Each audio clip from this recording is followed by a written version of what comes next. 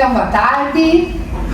Boa tarde. Boa tarde. As minhas colegas, então, vamos trazer assim, hoje estamos fazendo o nosso primeiro encontro para um debate jurídico e também na área da psicologia. Então, temos uma convidada aqui e vamos fazer na área da família.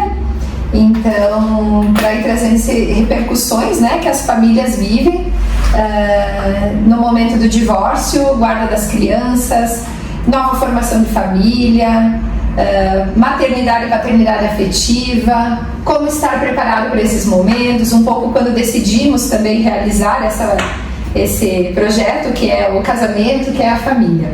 Então vou me apresentar e convido as meninas depois de se apresentarem também. Então me chamo Isis Moreto, trabalho então há praticamente 15 anos na área do direito de família, inclusive, entre outras áreas. E tenho um escritório junto com a minha sócia, que é a doutora Tanal. Então, eu também sou advogada desde 2010, então também já tenho um longo tempo nessa área. A minha especialização é na advocacia civil, então é mais amplo, não só focado no direito de família, mas também abrangente. Eu sou sócia da ISIS a partir de fevereiro desse ano, né? E estamos aqui. Na verdade, a ideia dessa reunião mais a gente fazer um grupo de estudo multidisciplinar em que a gente possa abordar vários aspectos do direito dentro da psicologia. E eu acho que elas são áreas afins que devem andar juntos, né? Tanto para os teus pacientes e para os nossos clientes também, sempre uma demanda das duas esferas, né? Para que a solução seja a mais branda possível, né? Para a pessoa. Então é isso. Boa tarde, meu nome é Nicole, eu sou advogada desde 2021. Trabalho mais com ênfase em direito previdenciário, então eu espero poder contribuir com alguma coisa na nossa conversa hoje. Com certeza. Eu sou Tânia Moraes, eu sou psicóloga, trabalhei com clínica minha vida toda e com base psicanalítica, me aposentei, vim ser vó em Erechim e retomei o trabalho na psicologia. Não adianta, meus amores, a gente busca, só que hoje eu trabalho de uma forma bem mais direta. Eu trabalho com psicoterapia breve. E aí às vezes as pessoas perguntam, né? A psicoterapia breve, ela é oficial, ela faz parte dentro do contexto, mas ela é mais direcionada para os problemas do agora. Tá? Então hoje eu quero ter mais liberdade, eu quero poder viajar mais. E na minha experiência de vida, o que eu aprendi? Que os pacientes buscam muito a psicóloga, é que nem bombeiro. Bombeiro só chama na hora do incêndio, né? A psicóloga é só na hora do sufoco. E aí eu resolvi fazer esse trabalho. Quem quer um trabalho que eu acho que foi o que eu fiz a vida toda, que é muito válido, de autoconhecimento, que todo mundo deve fazer, eu tenho colegas que trabalham de uma forma fantástica. Tá? Agora, quem tem uma pendenga do momento, o fim de um ciclo, que vai precisar de um advogado, que vai início de outro, esse ciclo tanto pode ser das relações, quanto pode ser da vida, né, do trabalho, outras questões, né? Pode ser questões financeiras ou emocionais. Então, o meu trabalho é mais o aqui e agora. Então, nós estávamos debatendo dentro do direito da família, né? Começamos quando se decide, né, se estabelecer uma sociedade conjugal, é para ela dar certo. E o que se planeja, né? O que vai acontecendo ao longo? Tu casa com uma pessoa, no decorrer da vida se depara com diferentes fases daquela pessoa, com diferentes momentos, vai se apresentando questões que nem sempre o casal consegue superar ou deseja mais viver junto àquele momento. O que nós notamos no escritório, assim, que eu atendi ao longo os casos de divórcio, a pessoa que se apresenta no momento do divórcio não é a mesma que casou e não apresenta mais as características. Muito se diz até assim, agora que eu te conheço. Eu não sei se exatamente é essa frase ou é agora que eu te desconheço, né? Porque isso apresenta características e às vezes aquele casal realmente foi sofrendo momentos que foram perturbando muito a psicologia mesmo, né? Então, nós, como na área de psicologia, gostaríamos de não ser bombeiro, de apagar só o fogo no momento. Se busca um aconselhamento jurídico, tanto na data da Constituição, ou quando essa crise começa a se aproximar, né? Que se tome, assim, umas decisões, o máximo, o que nós estamos tentando com esse debate, levar a conhecimento, assim, o máximo de menor desgaste para esse momento, né, da dissolução, tanto para crianças quanto para o casal. Então, a gente tem toda, claro, a parte jurídica, que se busca informações, né, quanto à constituição de capital, quanto ao que o direito rege, mas não é o Estado que nós estávamos falando. O Estado nunca vai conseguir decidir o que é importante para mim, o que é mais importante para os filhos. Ela continua sendo uma decisão que mesmo separados, eles teriam que conseguir tomar decisões juntas para esse desgaste ser menor, né? E daí penso, não sei as dúvidas de repente da Tânia nesse momento, as meninas trazerem assim também as... Na verdade o casamento ele se constrói no começo, né? O casamento jurídico, eu digo. Quando a gente vem alguém até nós pedir orientação sobre o regime de bens, por exemplo. Eu sempre uso essa frase, certo, errado, não sei, se não é um pouco de... Não que eu não acredite, né? As pessoas casam para dar certo, tem que dar certo, mas a pessoa que se separa não é a mesma que casa. Tu não sabe na hora do divórcio o que levou a isso acontecer. Então, geralmente o divórcio acontece por uma situação que não foi esperada, que não era o que se esperava. Então, quando a gente contrai o regime de bens lá atrás, a gente tem que pensar nisso, porque a gente não sabe os motivos do divórcio. Então, mas daí a gente entra na seara de proteção do patrimônio, né? Do individual e do casal. Então,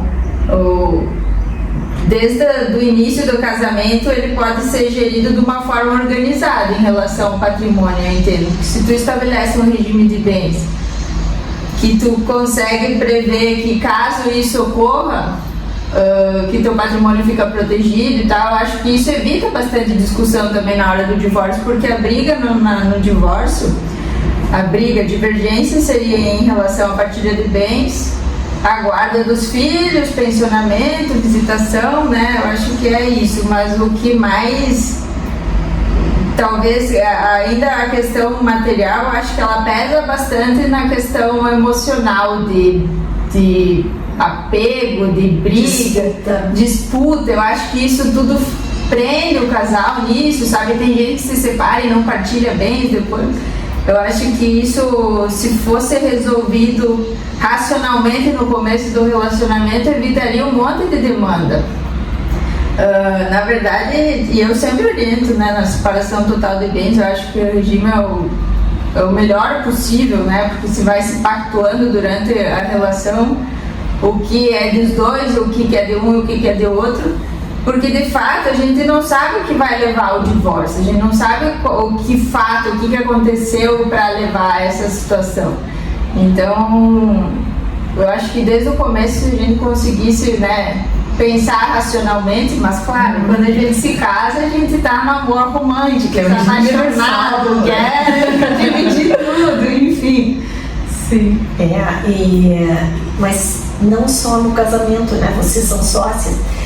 Toda a sociedade independente, porque o casamento, às vezes os meus pacientes ficam chocados quando eu digo que o casamento é um negócio. É um negócio. Não tem como a gente separar isso.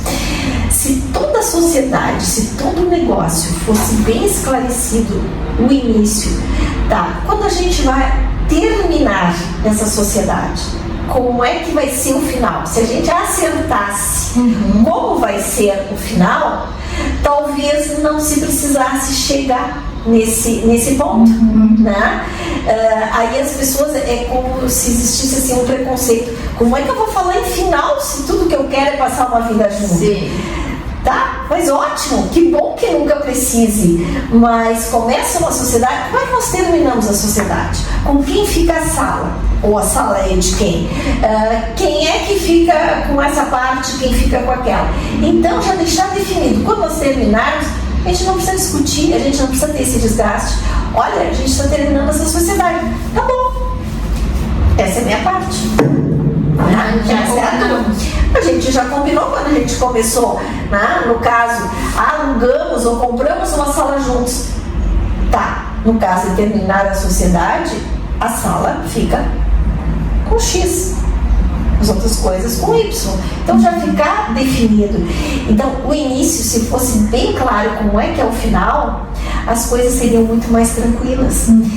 E eu não sei, eu fico na área da psicologia, mas do que tu falou ali, né, da separação total de bens, aí eu acho que ainda existe um prejuízo da mulher, porque na gravidez tu tem como manter o teu trabalho assim como o homem mantém o dele? Depois que o bebê nasce, tu tem como retomar o teu trabalho assim como o teu marido ou o pai da criança retoma? Então eu acho que existe aí uma situação muito peculiar que não tem como ser negada. É diferente. Homem é diferente de mulher. A função masculina é diferente da função feminina. E eu não estou falando de um ser mais ou menos. Né? Até assim, eu quero ficar com meus filhos em casa. Eu quero pegar o caderno e ficar folhando. Eu quero fazer o bolo e eu quero. Então, algo assim, é instintivo, é genético, é sentimento, é algo assim. E que conseguir, né, no fim, tem uma realização. Embora haja, sim, toda uma área de dificuldades. Exato. Mas eu vi né, a história de uma parte que também já tinham, né, o pai e a mãe ali já sentiam essa dificuldade. Pois a vontade da construção. Eu acho que a mulher, a gente tá sempre aqui, né? Mas muito do que nós estamos lutando, nós mesmas, parece que vamos sentir a dificuldade. Por uma questão biológica ainda e de sociedade muito forte que vamos sentir, como essa evolução, a gente falando de previdenciário, né? Dentro do direito previdenciário, hoje, se tu não tem uma relação, até ficou por anos, assim, se tu tem uma relação de menos de 2 anos, tu vai ganhar pensão por morte por 6 meses. E a prova que o INSS, muitas relações são de união estável, a prova que o INSS exige já é mais difícil, tu tem que comprovar, muitas mulheres vão ter dificuldade, já têm dificuldade de fazer essa prova, então ficam assim, se não conseguiram fazer uma construção de trabalho e de renda, vão ter dificuldade, e muitas vezes sim, não conseguiram por esse período, né, de ter filhos e de tudo, ou ainda uma dificuldade de mercado. Então é uma luta que às vezes ela está jogando para o desigual porque ela está colocando em igualdade algo que não está. Que não está em igualdade. Que não está. Então nós estamos perdendo todos a pensão, né? Há pouco tempo atrás, quando eu iniciei meu trabalho, ainda tive alguns casos em que o casal se separava, a mulher mesmo sendo jovem, e porque vinha de uma condição que o homem trabalhava, ela quase não, ele pagava a pensão, daí o juiz fixava, não, aí por 1, 2 anos, ganhava ou deixa fixação de pensão. Hoje não. Muitos não tem. Eu acho que só se tivesse lá 70 anos, 80, mas aí tu vê assim, ó, como tem que ter uma consciência muito clara de que tem que ter essa divisão, que nem tu tá dizendo agora que tu vê, né, os homens muito mais participativos, eu também vejo isso, né? Vejo teu marido, vejo meu genro muito mais participativos com as crianças, mas o quanto isso precisa ser desse jeito, porque senão, como é que tu vai fazer uma divisão se ele tem 8 horas para trabalhar por dia e tu tem 3? Se não é 10, 12, né? Tá? Mas e tu tem 3 porque tu não pode, porque tu tem que dar conta da tua casa, da tua família. Pois é, a mulher que ganhou o Nobel de Economia nesse ano, ela falou justamente sobre isso. Por que as mulheres e os homens que têm a mesma classe de educação, estudaram nas mesmas faculdades, têm a mesma classificação, a mesma qualificação, chega um momento em que as mulheres começam a ganhar menos e nunca mais conseguem recuperar. Então os homens eles continuam crescendo, né, no salário, tá, as mulheres não. E esse é o ponto no qual as mulheres têm os filhos. E em que pese, hoje a gente consegue conversar muito mais sobre uma paternidade participativa. Muitas vezes levar o filho no médico, fazer essas coisas pontuais, cabe à mulher ainda. Então, ela vai ter que faltar ao trabalho, ela vai ter que, às vezes, abrigar alguma coisa, e isso vai, às vezes, segurar ela do crescimento profissional. E 1 ano sem trabalhar, gente, não é 1 ano que tu ficou parado. Tu vai pra trás. Vai para trás da fila. Tu não fica ali parada nesse 1 ano onde tu estava. Agora, algo que eu percebo que se fala muito pouco também, que o valor, não o valor em dinheiro, né? O valor, sim, existe o valor da renda para me manter e isso está em detrimento. Mas o valor de estar com o filho no momento de estar no médico é muito grande para a mulher. É muito grande esse valor de dar atenção e de conseguir se dedicar ao lar. Muitas vezes é uma função extremamente gratificante, que está pouco ou nada valorizada. Assim. Eu falar nisso parece uma aberração, não, quero outras coisas. Mas muito do íntimo da mulher a gente carrega isso. Então, em alguns momentos, tu vai sentir falta por essa descompensação, desse momento histórico, né? No momento histórico, me parece que é isso, né? A gente tem que ir pro campo do trabalho, está desvalorizada, a mulher não é valorizada. Mas quando que deixou de ser valorizado esse momento? Ou chegou mesmo? Como foi essa parte? Eu fico ainda querendo entender muita coisa, né? E compreender. Eu estava assistindo um texto de uma ministra. E ela estava falando do ministro do STF, a Carmen, se eu não me engano, mas enfim, não tenho certeza. E ela dizia que a mulher tinha sido educada para tocar piano, né? E até comentei, né? A mulher tinha sido ensinada a tocar piano dentro de casa, né? Ali, você tocava o piano. E o homem joga o violão nas costas e sai e vai tocar seu violão. Mas, assim, a gente pensa, sim, não precisa ser, a mulher pode, e a gente sabe que pode qualquer coisa, se eu quiser botar meu violão, toco. Qual que é a diferença? Posso, não posso? E o quanto, não, eu queria ter aprendido piano, tendo essa analogia assim, mas e o piano dentro de casa? Essa sensibilidade, como é que tá esse peso? Tudo bem, só que aí eu acho que isso tem um valor que não tem dinheiro que pague, só que tu precisa ter o dinheiro para pagar as contas no final. Então isso é um investimento a longo prazo, tu vai ter um retorno lá na frente com a realização dos teus filhos, mas se o teu filho precisar de um remédio, tu vai ter que ir numa farmácia, tu vai ter que ter dinheiro para pagar. Tá? Então não podemos abrir mão, né, as mulheres em geral, nenhum nem outro. Então, né, chega a pensar, se tem que haver esse equilíbrio, se está havendo essa aproximação do homem, né, que é maravilhosa e que está crescendo, a aproximação da mulher e a evolução também na área que se permita, né, esse crescimento profissional da mulher para essa segurança. E a mulher vai ter os seus períodos de ter que se ausentar que o homem não precisa. E isso é biológico, e vai ter. E aí isso traz um prejuízo financeiro e que depois, de repente, ela não consegue mais alcançar. E não há no momento mais legislação que auxilie, né? Que auxilie isso, né? Porque ela vai ter um prejuízo. Hoje não tem, as coisas são muito rápidas. Para um mês de trabalhar, se tu chegar, já tem coisas que já mudaram, que já não são mais, né? E por que a gente está aqui discutindo? Porque as mudanças são constantes. Eu não tenho como orientar determinados pacientes as situações, porque está sempre mudando, as leis estão sempre se atualizando. Então, tu ficar um mês fora, tu já está tendo que correr atrás. E esse equilíbrio aí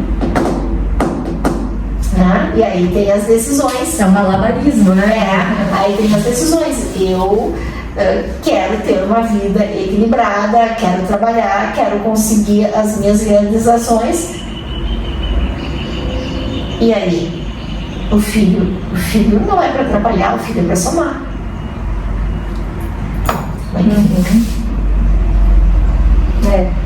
E pensa, essa conquista do homem que ele não larga mais. Essa conquista de aproximação como pai, né? Não. Que bom, eu, assim com os homens, Sim. inclusive trocando assim, é uma conquista essa aproximação.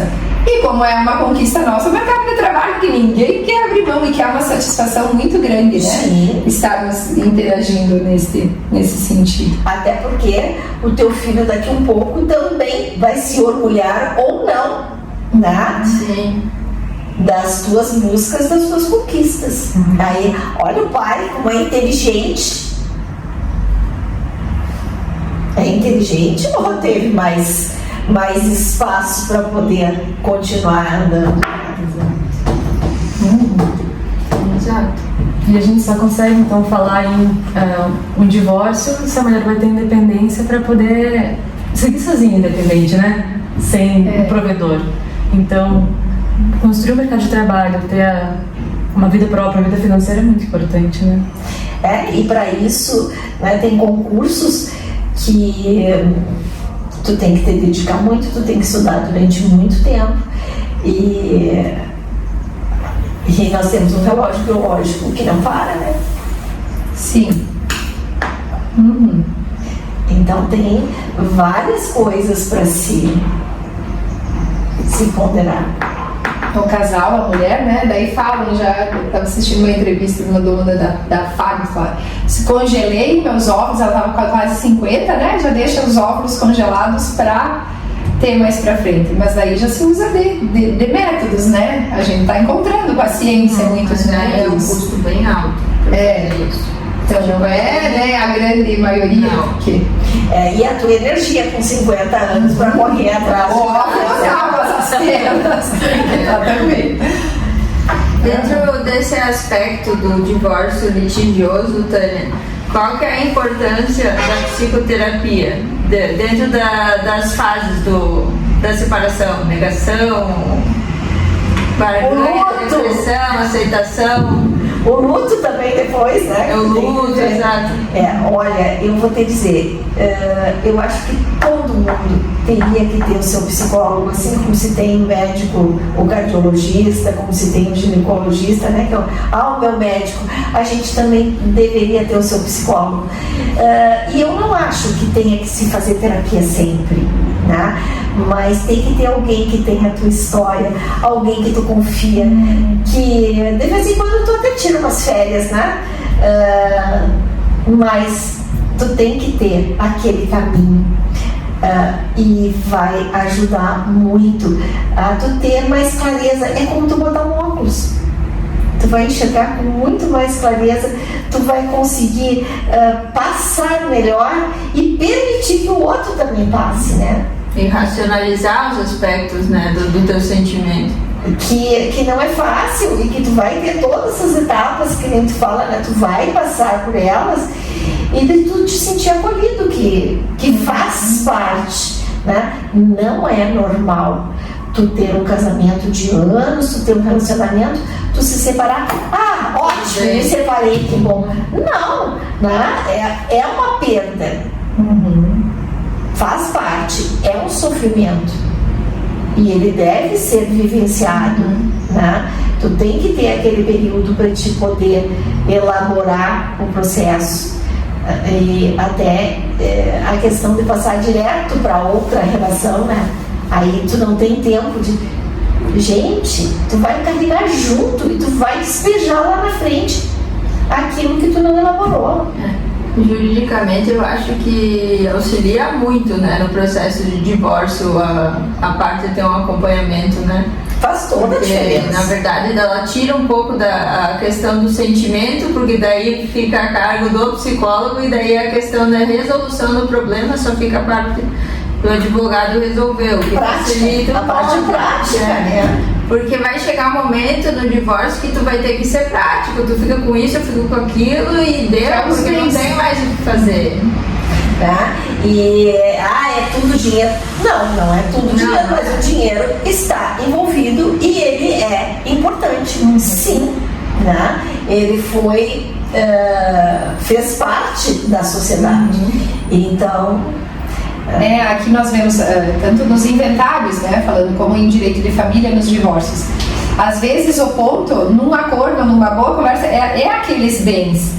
Não teria mais o porquê haver o processo judicial, né? Porque são coisas que vai dividir ali e se perde muito financeiramente com honorários, com advogado, às vezes se chega, né? Porque quando se divorcia fica um condomínio ainda, né? Quanto aos bens do casal. Então se vai às vezes a leilão, se vai perdendo e se vai causando cada vez mais desgaste emocional, aquela briga que não tem fim e não consegue. Então, que fique assim mais prático, e um acordo também, eu percebo, mas tem que ser um acordo bem pensado, né? Um acordo minimiza todo o problema, mas não um acordo para terminar só com o problema, tem que dar uma solução saudável, né? E ainda tem a questão do apego material, que foi construído junto, mas eu vou deixar só para ele ou só para ela, mas eu que fiz, eu que escolhi. Não é fácil. Não é. Tu tem que ter um desprendimento, embora qualquer lado, né? Tu tem que ter um desprendimento. Essa é uma dificuldade que se tem, assim, ó, de terminar ciclos e começar outros. E a vida toda nós temos que ir terminando ciclos.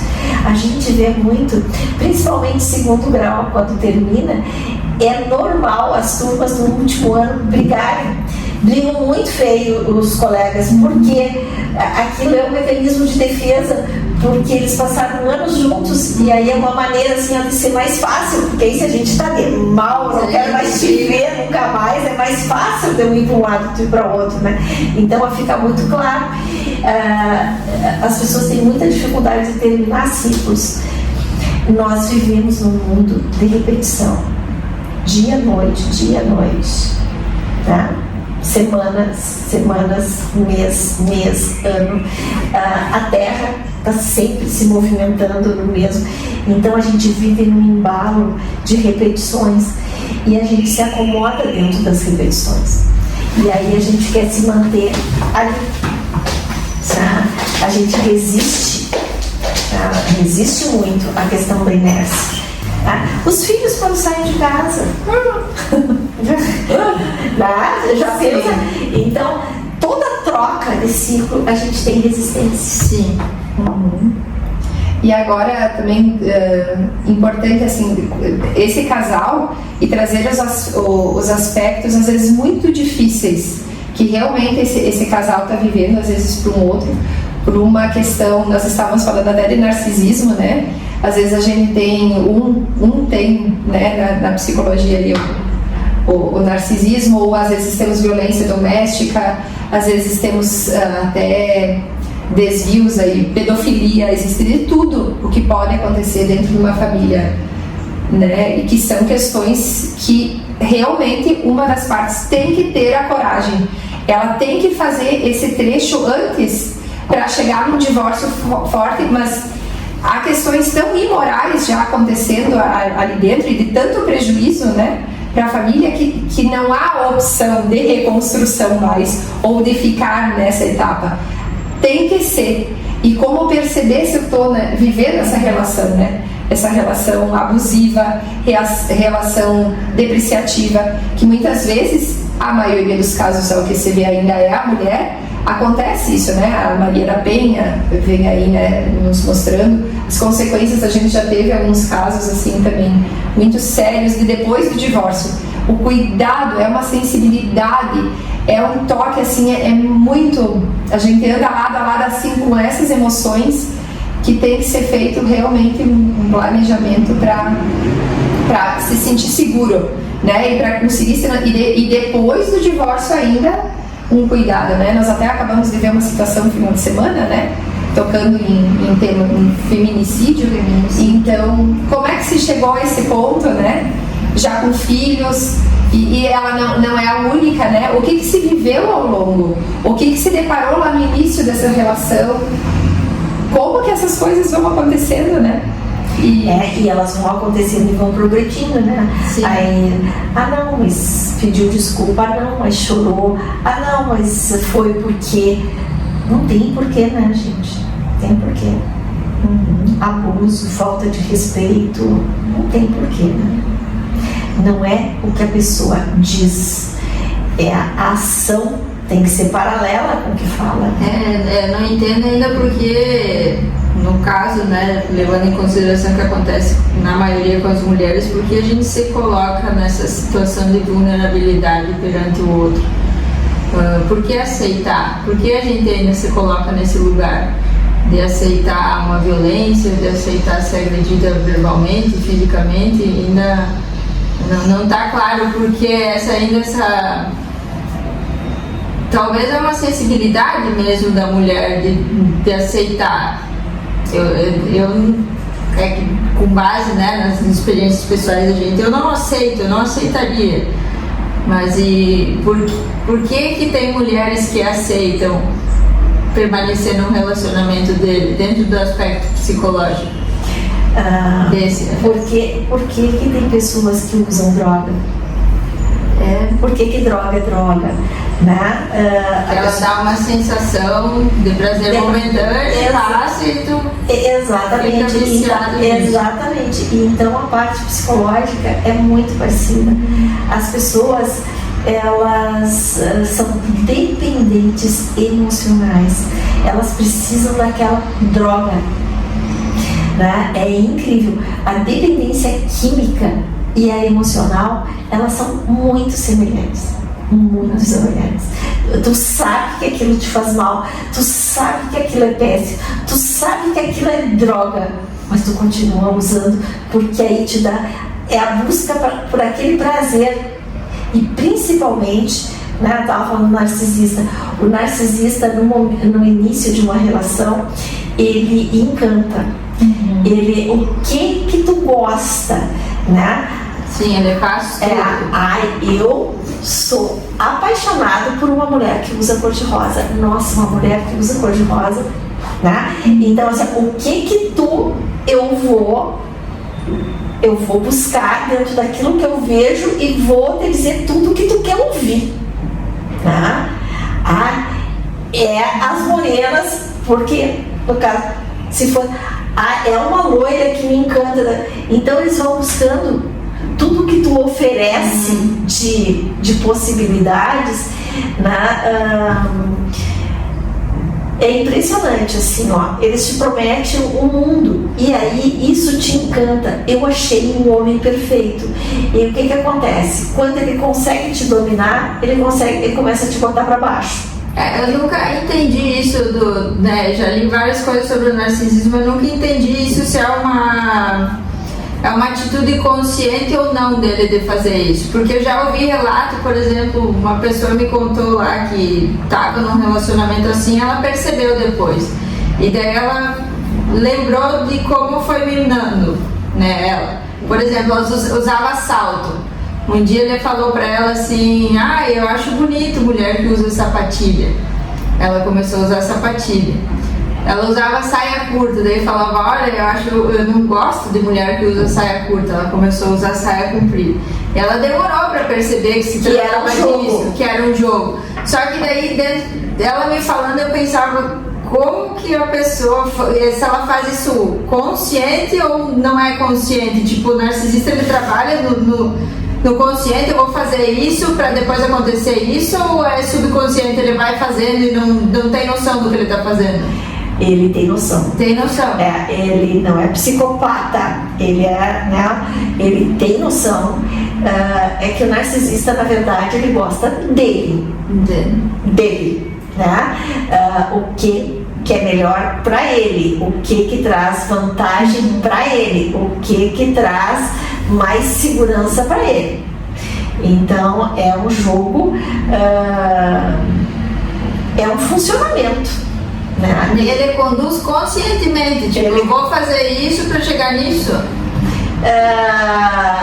não vou te dizer assim, ó, que tem um roteiro, mas sim.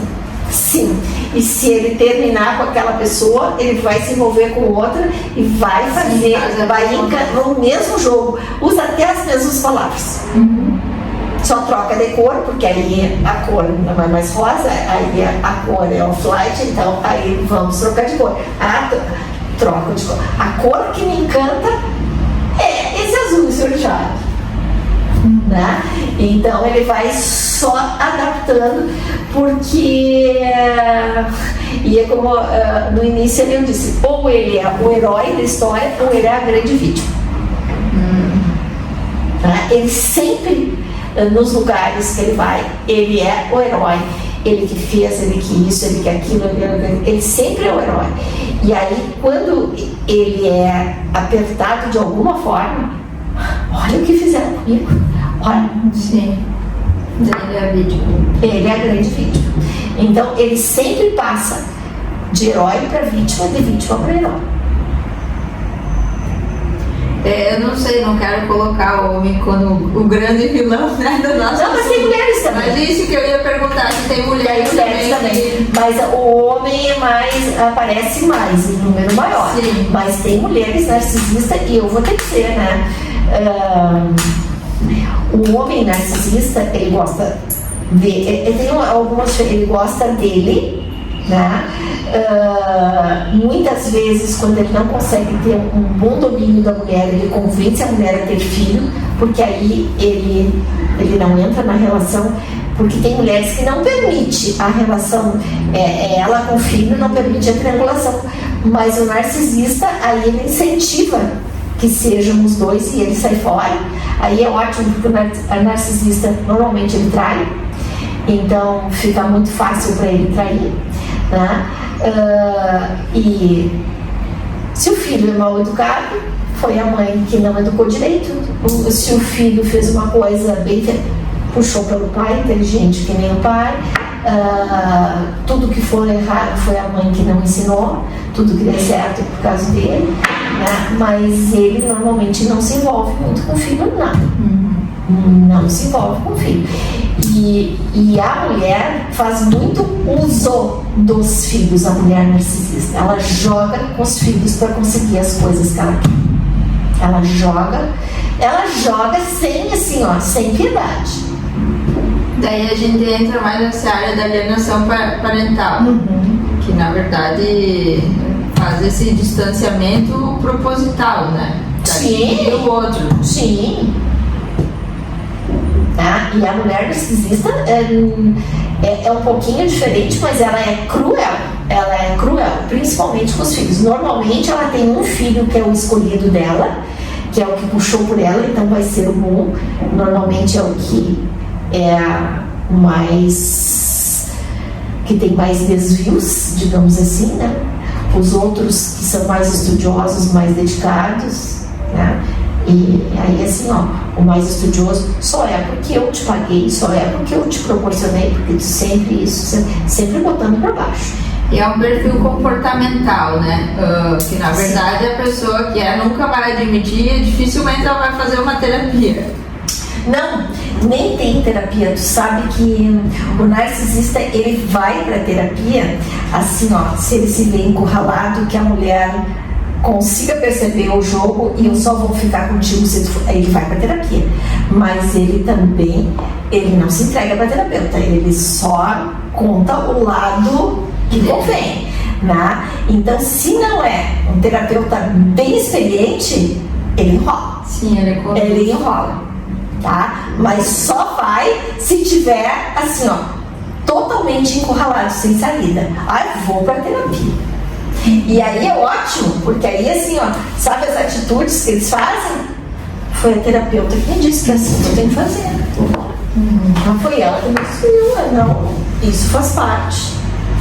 E tu imagina a interferência que tem na formação da criança e do adolescente, né? Ter um pai ou uma mãe, né, com essas características, na verdade.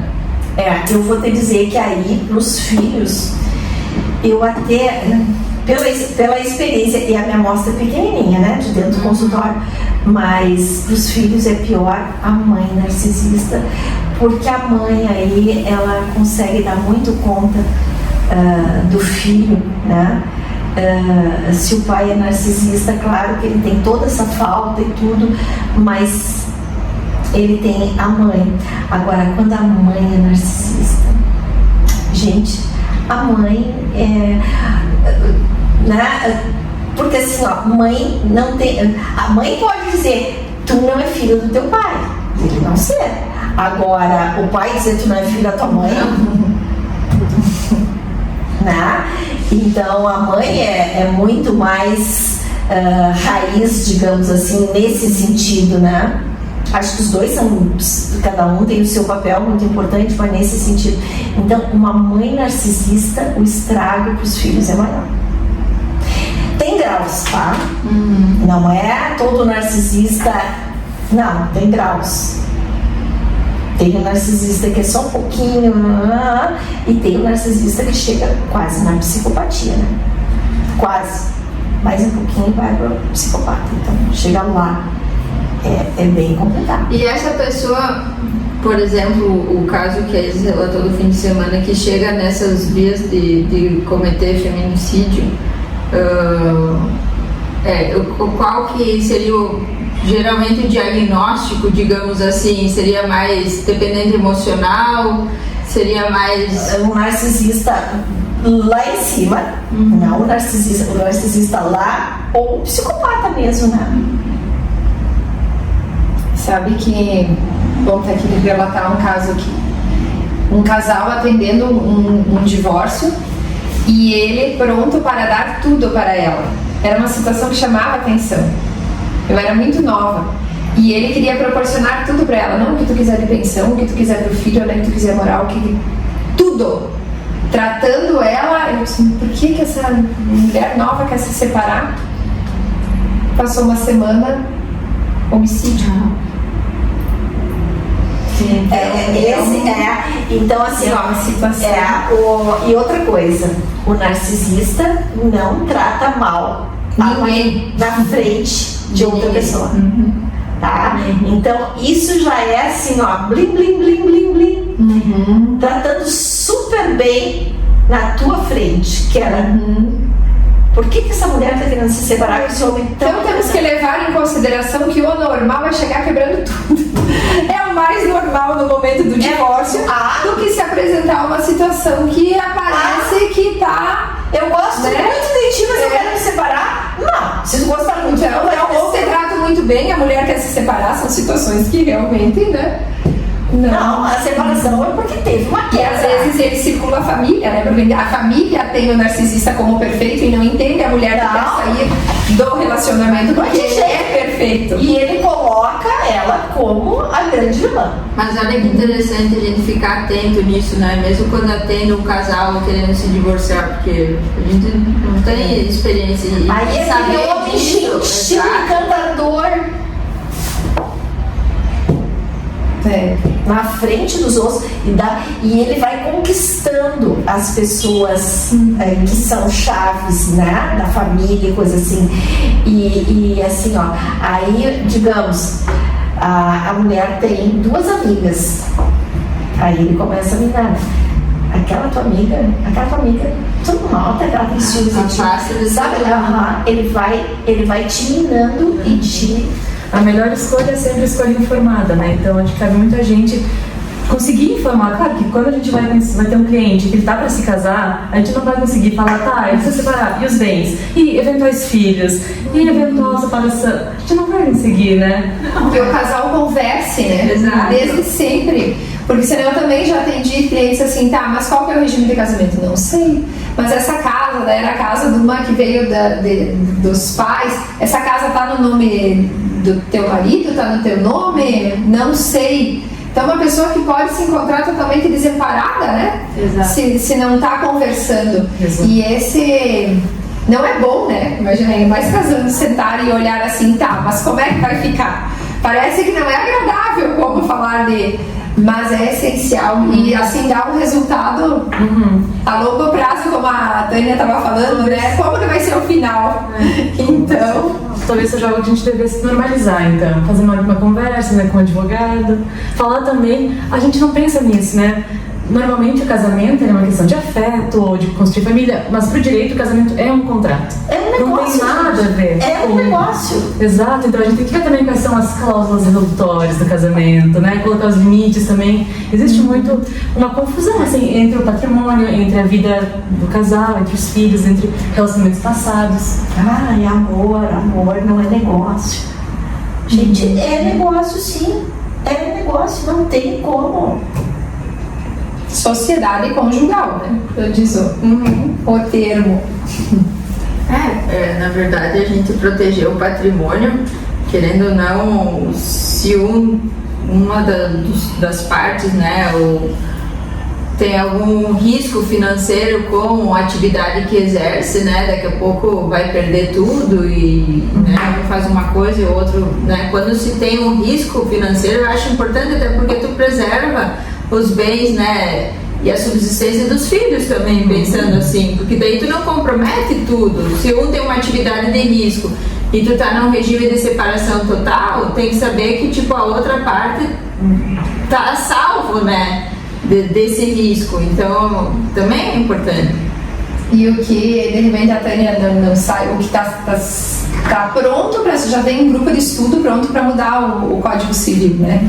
Então as formas de relação até entre esse homoafetivo, não sei se vai entrar, já se debate, o TJ daqui aceitou o trisal, tá se indo para esse, né? Vai ter nome, a nomenclatura, até assim, que hoje se tem muito entendimento só de jurisprudência, não já na lei, mas tem a paternidade afetiva, as consequências, as pessoas têm que saber quando se houve um divórcio, novo relacionamento, os filhos antigamente, então tem direito geneticamente, faço lá o teste de DNA, daí tem direito aos bens. Agora não, já tem paternidade e maternidade afetiva, tu pode colocar 2 pais, né, na certidão de nascimento e eles vão ter os direitos hereditários.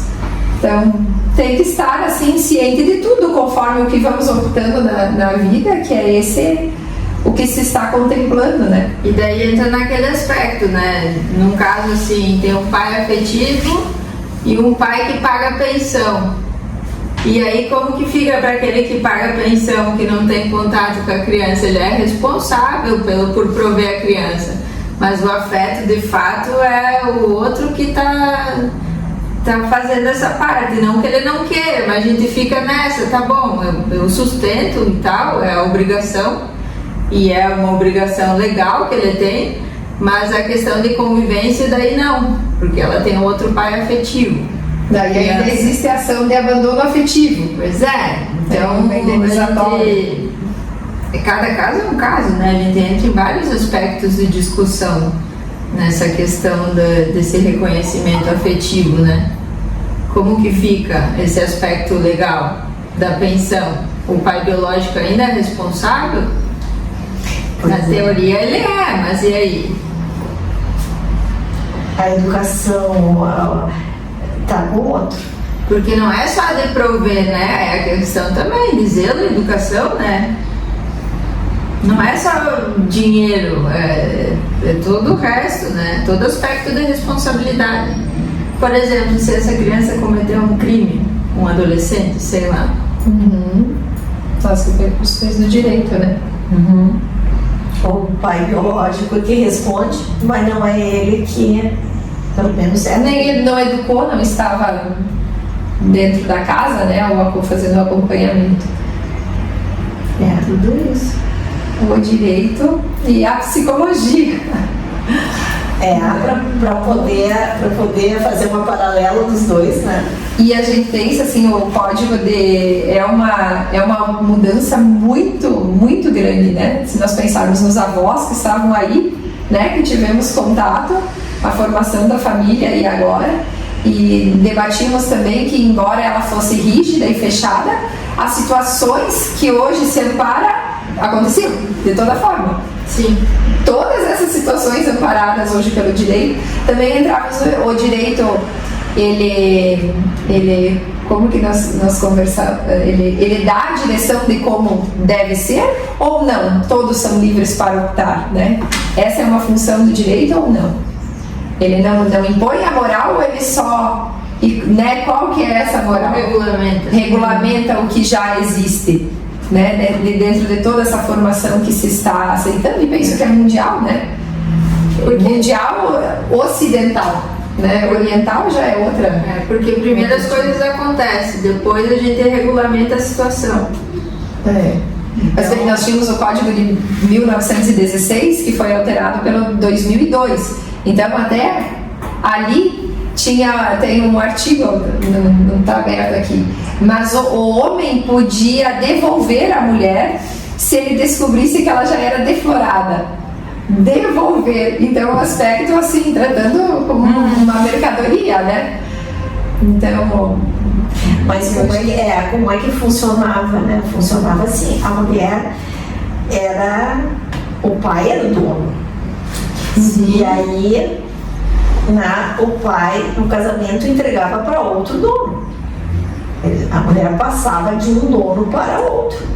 Ela tinha um senhor para obedecer e ela passava a ter um outro para ela obedecer. Levava a máquina de costura e o enxovalzinho e as cortinas e uma vaca. Então a gente vê daí esse código entrou, né, em 2002, já entrando nisso que nós estávamos falando, direitos iguais, deveres iguais, ambos, o casal interage e decide, né, não existe mais isso alterou. E estamos esperando agora novas alterações, né? Sim, porque as coisas, como tu disse, né? Primeiro elas acontecem para depois ser regulamentar. E as coisas estão se abrindo um leque de possibilidades, né?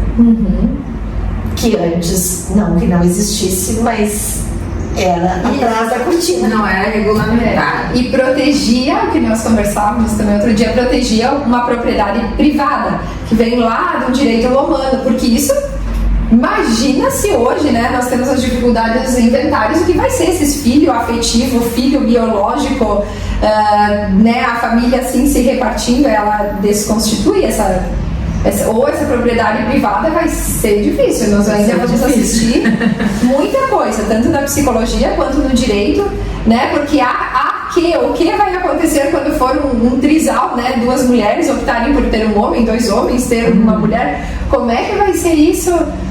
Violência doméstica ou não, o afeto, a troca de responsabilidades é algo que na verdade fica complexo, né? Então, como alinhar, como buscar uma linha para isso.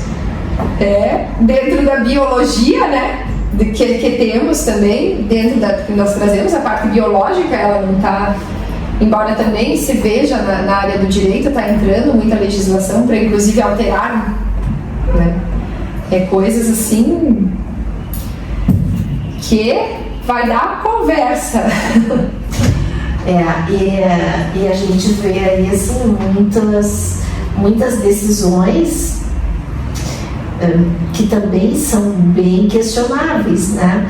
Porque as pessoas que estão julgando, elas também têm um histórico e muitas vezes esse histórico pesa muito nas decisões, né? É que nem um psicólogo, ele não deveria deixar as suas coisas interferir, né? Só que nós somos humanos, né? Não tem como tu separar, eu vou botar a minha emoção dentro da caixinha e eu vou trabalhar só com a razão. Então, de histórico de família, de ideologias que seguem ou não, né? E que se enquadra para ele, outro não, como, né?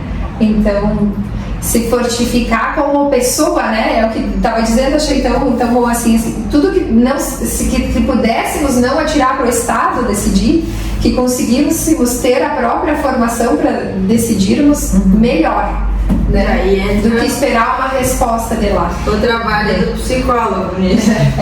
Só que o que acontece em muitos casos de separação, né? E aí vamos voltar para o narcisista, né? bom, eu perco tudo, mas não te deixo com nada, né? Ah, sim. Eu perco tudo, mas contigo não fica. Então, uma disputa assim. E Nem é apego material, mas isso não. É pessoal mesmo, né? E aí as coisas se perdem muito, né? Se perdem muito.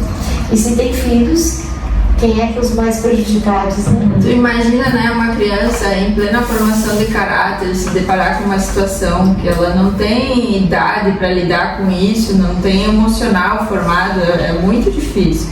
E tu imagina como isso reflete na vida adulta dele depois. Até porque, né, os pais são os grandes mestres, os grandes professores. Os pais, eles ensinam os filhos com as suas atitudes. Tá? Não é com o que a gente diz. O que diz, entra no ouvido e sai no outro. Tá? Mas é como tu lida com as coisas. Os filhos, eles captam a maneira como tu lida com as situações. E aí, eu sempre ensinei meu filho que não é pra mentir.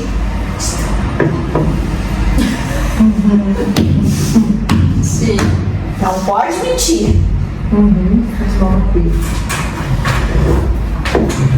É fácil o que eu digo, mas não faço o que eu faço. É mais ou menos isso. Tá? Aí eu sei o que é bom pra ti. Mas Não sei o que é bom pra mim. Então as coisas, elas funcionam de dentro pra fora. Então vamos agradecer a presença de todos, né, de todas. Foi muito, muito gratificante, muito boa a nossa conversa e por mais, porque elas são infinitas, né? Não sei se gostariam de. Obrigada, Tânia, então, por ter colaborado com o nosso grupo de estudos hoje. E vamos marcar outros, né? Os temas polêmicos não vão acabar nunca. Obrigada a vocês, né, que me convidaram para estar aqui e eu poder ver um pouquinho desse outro lado que eu tenho que ter muita clareza. Não posso fortalecer um paciente uma coisa que ele vai se deparar com uma questão jurídica que ele não vai poder seguir, né? Então não adianta ser bonito, tem que ser possível, né? Tem que ser viável.